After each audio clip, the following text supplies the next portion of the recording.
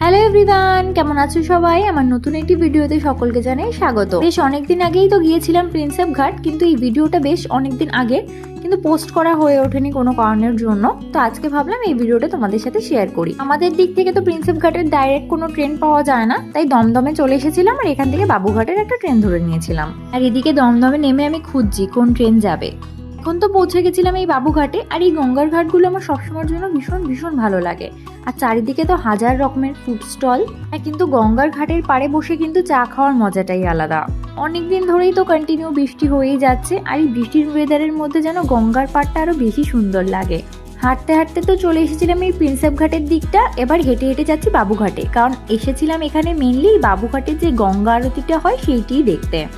এর আগেও একদিন এসেছিলাম, কিন্তু সেই দিন ওয়েদার খারাপ থাকার কারণে আরতিটা হয়নি। আজকেও বুঝতে পারছিলাম না ফার্স্টে যে আরতি আদৌ হবে কিনা, কারণ ওয়েদার খুব খারাপ হয়ে গেছিল। এদিকে দেখো কতটা মেঘ করেছে, পুরো চারিদিকটা অন্ধকার হয়ে গেছিল। কিন্তু তারপরেও দেখলাম ওরা রেডি করছে আরতি শুরু করার জন্য।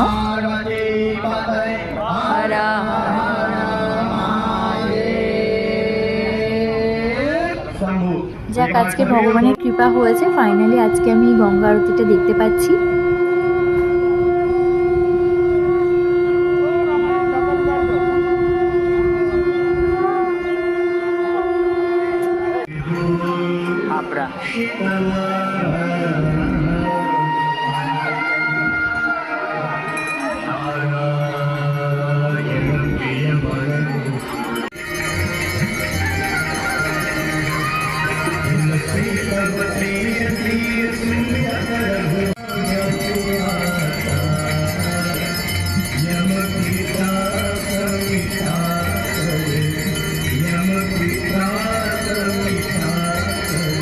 আরতি তো দেখে আমার মনটা পুরো জুড়িয়ে গেছিল।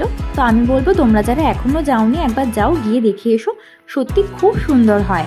ভিডিওটা কেমন লাগলো সবাই জানিও। ভিডিওটা এই পর্যন্তই, বাই।